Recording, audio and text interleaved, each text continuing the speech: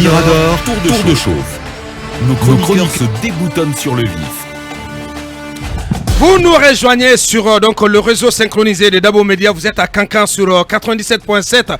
Donc c'est la fréquence de Baobab FM et la même fréquence à Sigiri et à Nzerekore. Vous êtes également à Lola, mais aussi à Farana dans le Sankara.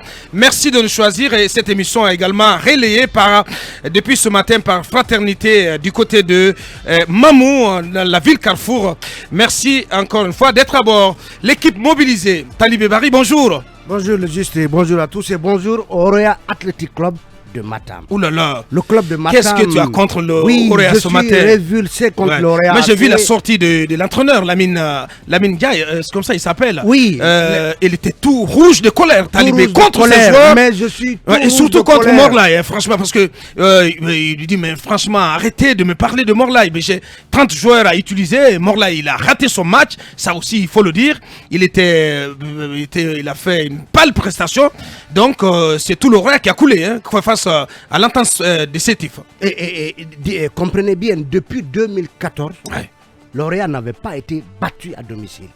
C'est triste, franchement. C'est les Sfax de Toulouse. Triste prestation le week-end dernier. Battu L'Oréal en 2014. Et depuis, L'Oréal a toujours fait des victoires ou à minima des matchs nuls à domicile. Et on a vu une équipe donc, du L'Oréal nettement au-dessus des Algériens. Mais il y a eu cette bourde du gardien Moussa Kamara Pimpin qui a valu un but au L'Oréal. Et depuis, L'Oréal, tel des âmes en peine, ils ont peiné donc à égaliser. Au moins pour se prémunir d'un match nul au moins. Parce qu'il faut aller finalement, à défaut, après avoir perdu ce match, il faut aller gagner. Il faut aller conquérir en Afrique du Sud. Gagner peut-être en Afrique du Sud. Et au Maroc. Et pourquoi pas, je les vois davantage, si quand même ils s'y mettent, je les vois aller battre les Algériens à domicile, parce que cette équipe-là, elle n'est pas à la hauteur du Roya. Et pourquoi pas arracher une victoire en Afrique du Sud. Moi, je parie sur une double victoire du Roya en Afrique du Sud et au Maroc. C'est bien possible. Parce que c'est une équipe. Moi, davantage en Afrique du Sud et en Algérie. C'est une équipe sonnée, mais qui va vraiment se relever, qui va vite relever la tête. Non, cette équipe j'ai confiance. L'équipe qu'on a vue là, elle avait toutes les cartes. Ce qui reste au rouge et blanc, c'est d'aller gagner chez les autres aussi. Les calculs sont très simples. Absolument. Voilà, vous avez perdu à domicile, vous allez, il ne vous reste plus qu'à aller vous imposer en Afrique du Sud et par la suite au Maroc. Voilà. Et ne plus jamais perdre à domicile. Ouais, parce qu'on ne veut plus de cela. Et de l'autre côté, les rapports de la Cour des comptes remis au président de la transition. Oui, c'était vendredi dernier. La direction de la communication. C'est une avancée, il faut le dire. La présidence en a fait un long article expliquant donc que finalement, ce qui avait été refusé à la Cour des comptes par le président Alpha Condé, c'est-à-dire recevoir le président de la Cour des comptes et son équipe et recevoir de cette équipe le rapport de chaque année. C'est ce qui a été accepté hier, vendredi, par le colonel Mamadi Doumbouya. Ainsi, c'est quand même un minimum. Le minimum, vous vous rappelez, le minimum, c'est de recevoir les rapports. Autrement, mais pourquoi a-t-on mis en place la Cour des comptes? Absolument. Le rapport, quand elle fait son travail, elle fait son rapport annuel. Mais le minimum pour un chef de l'État, c'est de recevoir le rapport quand même. Absolument. Vous vous rappelez, l'unique rapport que Alpha Condé avait reçu à l'époque, c'est celui de 2016. Donc, le rapport est concocté au cours de l'année d'installation, de création de la Cour des comptes. Donc, depuis les rapports 2017, 2018, 2019, 2020 n'ont pas pu être réceptionnés par le président Alpha Condé. La Cour des comptes en a fait la demande à satiété. Et vous savez que la démarche voudrait d'abord que le président reçoive un rapport d'activité et par la suite, une copie de ce rapport est remise au président de l'Assemblée nationale. C'est ce qui rendrait donc officiel et donc les rendrait public les 10 rapports. Donc c'est vrai que finalement le 11 février, donc vendredi, que cela a pu se passer 4 rapports de suite remis donc au au président de la Donc transition. on espère qu'il va en faire bon usage. Et de ce rapport, il faut espérer donc que des dossiers seront tirés pour être transmis, pourquoi pas, à la CRIEF. Bonjour, Mamadou Djambaldé. Oui, bonjour Bakar et bonjour Bienvenue. à tous. Par rapport à ces rapports, il y a surtout cette recommandation demandant au gouvernement de doter les préfectures, les régions des moyens pour leur développement. Parce que là, avec le modèle de maintenant, là, rien ne va. Parce que si c'est le ministère où il y avait Bourema Condé, le MATD. Le MATD qui gérait la manne, vous avez vu comment ça s'est passé. Je vais profiter aussi, puisque je suis... Il y avait une gestion calamiteuse sous Bourema Condé au MATD, on va y revenir. Parce qu'à la prise de fonction de Mouri, pour tout le département, il n'y avait qu'un seul ordinateur.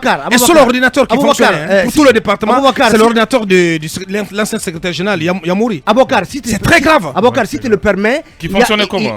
Non, c'est le seul qui détenait un ordinateur. Abokar, si tu le permets, l'opération de récupération des biens de l'État trouve tout son écho dans justement la communication faite par le secrétaire général de la Cour des comptes, puisqu'il dit un autre grand problème à résoudre et qui a été soulevé par le secrétaire général concernant le compte rendu de la DCI est la gestion du patrimoine bâti et non bâti de l'État.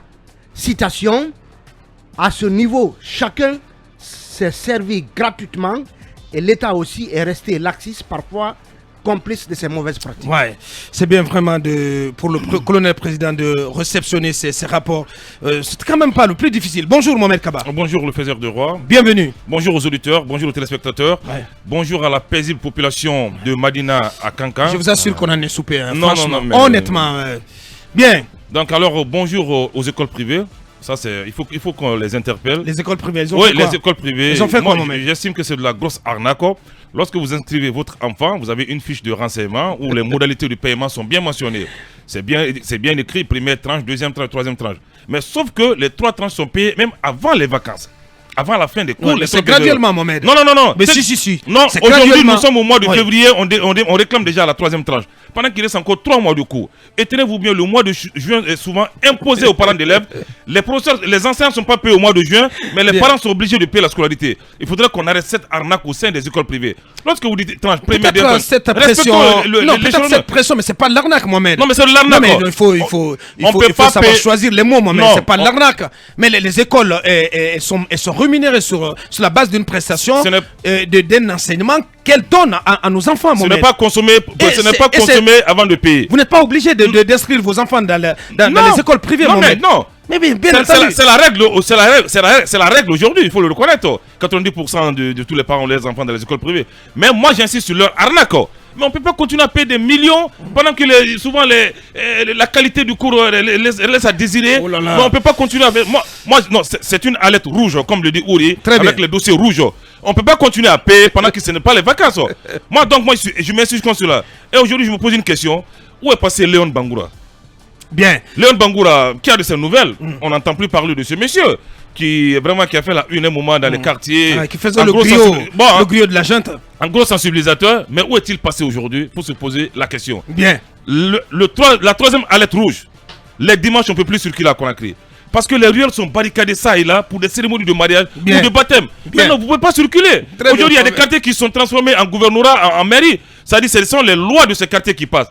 Même quelle que soit l'urgence, on vous laisse pas passer parce que les rues sont barricadées. Oui, quand même, ça c'est une réalité. Ça ne se doit pas. C'est une réalité triste de Conakry. Peut-être, Yami, bonjour. Un mot sur le cas des écoles privées. Non, mais en fait, je comprends bien la préoccupation de Mohamed Kaba, mais ces écoles, elles sont en train de faire une sorte de prévention aujourd'hui.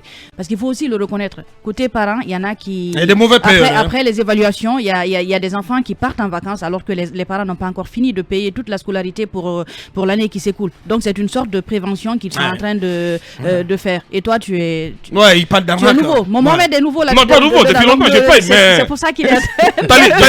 Taliban est victime, il le sait. Oui, mais Taliban n'est pas nouveau. Pendant la période période Covid, les parents ont payé de l'argent et c'était une période Covid. Bien. Mais ça, c'était pas forcément de leur faute. Non, si, Ne donnez pas les écoles privées. Si vous en avez, non, je n'en ai pas. Je n'en ai Certainement. Comment ça, Mohamed? Pas d'école privée. Mais vous pensez qu'elle est promotrice d'école privée? C'est peut-être ce qu'il Oh non, Mohamed, soyez sérieux. Mais c'est pas du tout le cas. Bien. Merci. Bonjour, Mamadou Ouri Diallo. Bonjour Aboubacar. Bienvenue. Merci beaucoup. Un bonjour fraternel à mes parents de Nyosomourdou. Un bonjour fraternel à mes parents de Komodou. On est obligé de subir. Et un bonjour fraternel à mes parents de Koyi. Très bien. Alors, permettez-moi d'attirer l'attention du ministre Yaya Sow ce matin, même s'il est actuellement dans les délices de Dubaï. Comment ça, dans les délices sur le calvaire que vivent les populations, n'est-ce pas, tout le long de la bretelle gauche du carrefour de la cimenterie. Si vous connaissez bien le coin, dès que vous êtes au carrefour cimenterie, à droite, il y a la ruelle qui descend vers l'usine. Et à gauche, il y a une route qui rentre, qui n'est pas bitumée. Bien. Et depuis plusieurs années, comme on le dit, on gratte cette route-là. Mais sauf que, comme la route principale qui sort Anta, à l'époque, toutes les maisons ont pris la couleur de la poussière. C'est devenu source de maladie pour les gens. Et en saison pluvieuse, ça devient automatiquement une patinoire publique. Les gens en ont vraiment marre. Et on leur a miroité justement un projet de bitumage de cette transversale ou de cette bretelle. Mais rien du tout n'est pointe à l'horizon comme activité de bitumage. Des gens tombent malades. Les maisons, on ne reconnaît plus la couleur des peintures. Extraordinaire. La couleur des peintures. Donc ce sont des maisons rouges. Évidemment, depuis plusieurs années. Donc il faut que le ministre regarde de ce côté s'il y a des travaux prioritaires à faire en ce moment. Et est-ce qu'il y a un projet sur ce tronçon? C'est la question que je pose. Bien. Parce qu'on ne peut pas chaque fois venir gratter s'il n'y a pas un projet. Pour l'instant, j'ai essayé de m'informer. On me dit que c'est Guico Press qui serait sur la bretelle.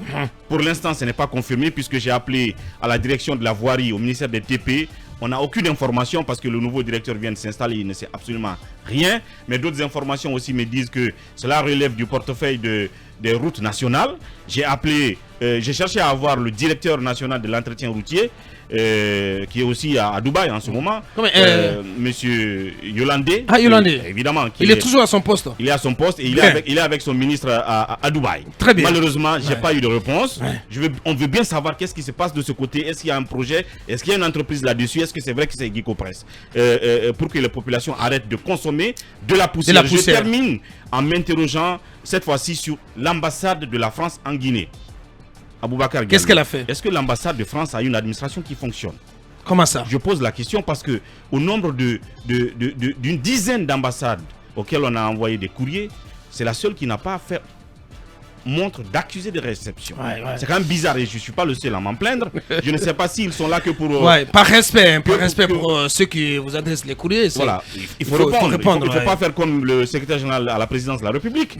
Je ne sais pas s'ils sont là que pour capter les frais de passeport, mais répondez au moins au courrier. Très bien dit. Voilà. Bonjour à Koumba Diallo. Bonjour Aboubacar. De ton côté là. Bonjour Aboubacar, bonjour à nos chers auditeurs et téléspectateurs. Merci. J'aimerais dire que être porte-parole d'un gouvernement dirigé par une junte est une souffrance parce que vous dirigez une industrie du mensonge. Je n'ai jamais vu, je n'ai jamais vu un coup d'État qui s'est réalisé dans un pays et que les acteurs aient réalisé l'inventaire de ce pays et que ces acteurs disent qu'ils ont trouvé quelque chose. Vous comprendrez que je parle de l'ordinateur dont vous faites allusion au ministère de l'administration du territoire. Comment pouvez-vous imaginer qu'on dise qu'on a trouvé un seul ordinateur au ministère de l'administration du territoire? Cela peut relever d'un rêve inexplicable parce qu'il y a des rêves quand même qui puissent tenir la route. Un ordinateur fonctionnel, c'est différent. C'est impossible pour un ministère de l'administration du territoire. C'est impossible. Non, c'est impossible. Bien. Citons les directions qui relèvent du ministère de l'administration du territoire et voyons s'il y a un seul ordinateur qui puisse répondre aux besoins de tous ces services-là. Je pense que c'est... Non, c'est possible, possible que les cadres aient des portables à combat. D'accord, mais vous avez entendu ici, monsieur le Premier ministre, dire qu'il n'a rien trouvé dans les caisses. Et aujourd'hui, on parlera d'une enquête qui porte sur près de 3 tonnes d'or et quelques. Est-ce que 3 tonnes d'or, c'est rien? Bien. Par exemple. Bien, c'était donc notre tour de chauffe.